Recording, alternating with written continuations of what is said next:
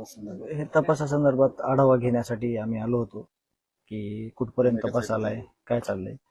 तर तपास CID कडे असल्यामुळं परत आम्ही त्यांच्या तपासी अधिकाऱ्याकडे गेलो. जास्त काही चर्चा झाली नाही त्यांच्यासोबत, ते बाकीचे तपास चालू होते.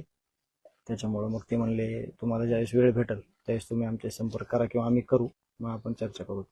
अंजली दमानिया यांनी सांगितलंय की 3 जणांची मर्डर झाली, पण त्याबद्दल अजून काही स्पष्टता येत नाहीये.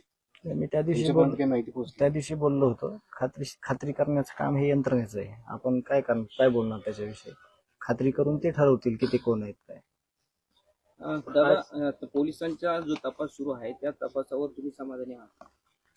अजून तपास संपलेला नाही ना, तपास चालू आहे. आणि आता वाट बघतोय आम्ही एक तासाची, एक मिनिटाची की काय होतंय. आम्हाला अपेक्षा आहे की सर्व आरोपी अटक होऊन त्यांना शिक्षेसाठी म्हणजे शिक्षा व्हायला पाहिजे, आम्हाला न्याय भेटायला पाहिजे. त्या भूमिकेत आम्ही आहोत. दादा, वाल्मिक कराड जो आहे तो पोलिसांना आता शरण येण्याची शक्यता आहे, याच्याकडे तुम्ही कसं बघता?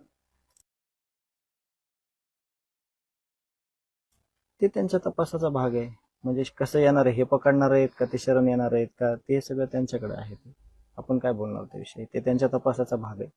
आज तुम्ही जरांगे पाटलांची भेट घेतलेली आहे, काय मागणी केली, काय सांगितलं? अजून दादांसोबत चर्चा नाही केली, आत्ताच आलोत आम्ही. आणि चर्चा काय हीच, भाऊ दादा थोडं मी दुःखात आहे.